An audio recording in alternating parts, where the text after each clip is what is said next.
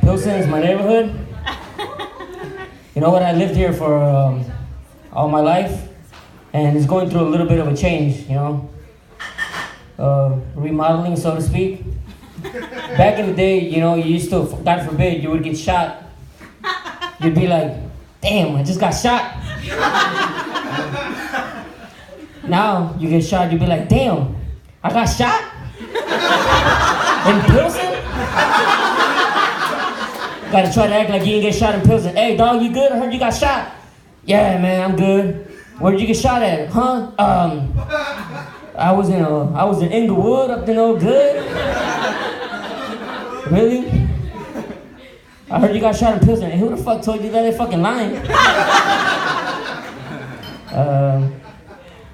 Before I start, make some noise for yourselves, guys, for coming out.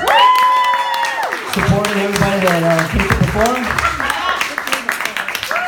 And make some noise for the host, because, for the host, without the host, I wouldn't be up here trying to crack jokes. I always like to start off by telling you guys a little bit about myself so you guys get to know me a little better. For instance, I reached a new milestone in my life. That's right. I've been single for an eternity. And you know what? Hey, you know what? I get it. I'm a little too short. I'm 5'3". The only time I ever have to look forward to is during the winter when it snows. I get to wear Timberland boots and be 5'4.5". It's the only time I ever get to feel tall. I get it. I'm a little funny looking. But what's even funnier is when they try to set me up on dates. My friends, God bless them for trying. It always ends up the same. It always ends up like they're trying to fill out a job application. Like, girl, I got a guy for you to meet. I can't wait for you to meet him. Well, is he cute? He's funny. He can hold up a conversation. Can take directions. I asked if he was cute. He has a car, so transportation won't be an issue. Graduated high school, barely. Has some college. Bitch, I asked if he was cute. He's very proficient in Microsoft Word and Excel. If you guys have an unexpected baby, the baby's gonna get any off his job at once. Speaking of jobs, I fucking hate mine. I'm just fucking around. I don't hate my job. I just hate the people I work with. I hate about 98% of them. And if my Chicago public school math serves me correctly, that's about 5 or 6 people I don't hate. I don't know, maybe it's just me, but every hour before my scheduled shift, I just sit in my bed and I just go down the list of family members that I hate the most, just so I can hypothetically kill one of them to get a couple days off work. A couple weeks ago, I was remembering how one of my cousins stole my Pokemon cards from me. And when I asked him about them, this motherfucker wanted to turn into Shaggy and be like, it wasn't me. Okay, motherfucker, it wasn't you. Well, guess who's dying tonight? Yes, hello, Mr. Johnson? Yeah, I don't think I'm gonna be able to make it in today. One of my bitch-ass cousins opened the envelope. Turns out it had anthrax in it. I don't think he's gonna make it. You know what, Xavier? Take all the time you need. Take the day off, take the week if you need to. I know you need to do whatever it is that I'm like, you know what, Mr. Johnson? I'm gonna stop you right there. I just need Tuesday and Wednesday off. Maybe Thursday, see how I'm feeling. I don't want to take too many days off. I might have an aunt or uncle that could die next week too. Click. You know what, I kid around about me hating my job, but it turns out it did open some doors for me. For example, thanks to my job, I can now say that I know a white guy finally. That's right. I know a white guy. He's gonna be the coolest guy you're ever gonna meet. His name's Tall Doug. We call him Tall Doug because he's tall, and well, he's Doug. Before Tall Doug came along, I would always see white people in the mall or in the streets and be like, oh shit, that's what they look like up close. But thanks to Tall Doug, I got to talking with him, I understand white people, I got to know them a little better. And I've grown envious of white people for some reasons. Not for dancing, because we all know how white people are dancing. But I've grown envious of them. For one of the main reasons I've grown envious of them is because of divorce. White people, for some reason, really like to fight for their kids and shit. They really go all out, too. They be in the courtroom causing a scene. They be like, you listen here, Susan. I'll fight you with every ounce of my being for little Tyler here, you traitorous tramp. I'm like, all right, calm down, motherfucker. Little Tyler's gonna hit your guts when he's 9. So I was very fortunate to watch my parents, not to watch, but to overhear my parents fighting for me during their divorce. When I say overhearing, I mean I was hiding behind the door, being a little chismoso, listening to them. And I heard the word lawyer being thrown around a couple times. So I was like, oh shit, whoever I end up with, I'm about to be paid.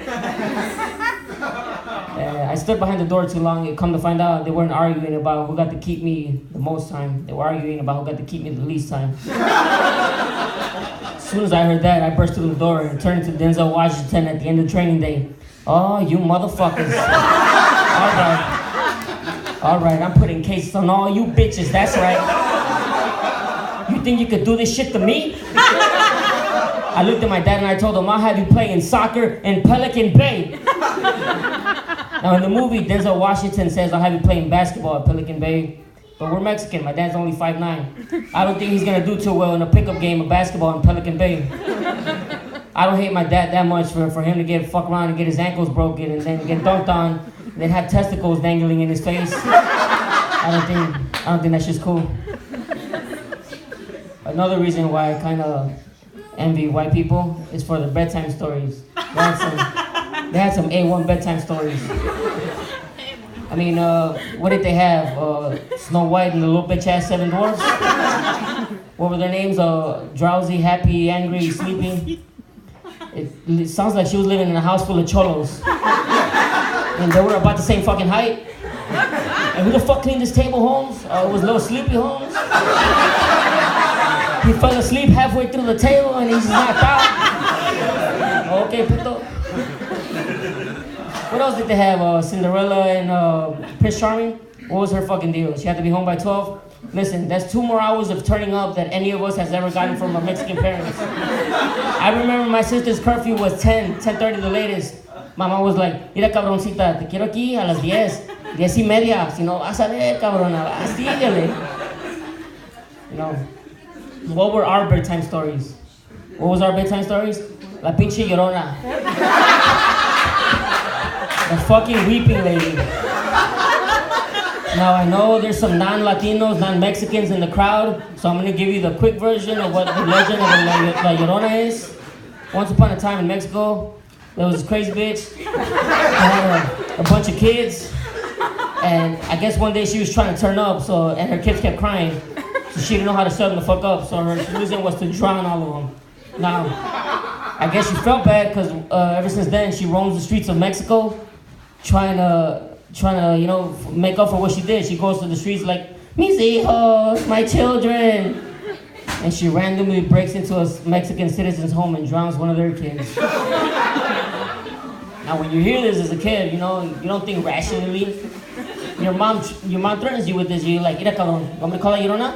Mira cabrón, 1 sas, ahí está, speed dial cabrón, Llorona.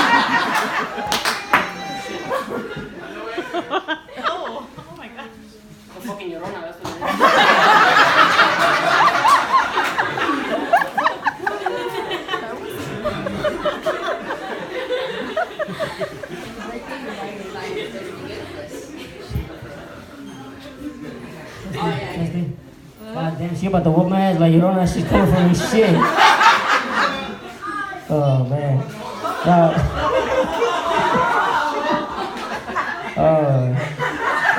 Damn, I'm fucking scared to continue with this joke, goddamn. She about to come for me in my bed when I'm sleeping and shit. You were talking shit, motherfucker? Oh my god. No, your mom threatens with you, try to keep you in line and shit, and she threatens you, and you're like, you know what, Mom? That's how you're gonna be? I see how it is, Mom. Thinking about it logically, you're gonna be like, Mom, you're gonna fly this bitch overnight to come murder me. It's gonna cost you at least $500 to fly her overnight first class, because she's gonna be crying the entire time. Ain't nobody trying to hear that shit on the plane. You couldn't even buy me a red Power Ranger the other day. I see how it is, Mom. Alright. Now that I'm grown up, I'm like, you know what? I wish she fucking would call her. I wish she would. I'll even buy her the fucking card so she could talk all day. I know how my mom likes to talk all day. I'll even buy her the fucking card. And I'm not saying I wish she would call her because, I'm tough and I ain't scared of her or whatever. I'm saying I wish you would, because I really wish you would. I got a whole bunch of debt that keeps piling up. My car keeps fucking up. I'm bald, I'm not getting any taller. My fucking dog walks in on me every time I masturbate. As a matter of fact, if I ever see La Llorona in the streets, I'm a beat her ass, I'm not taking me sooner. That's right, I'm a mollywopper ass. Guys, you guys have been a great crowd, thank you.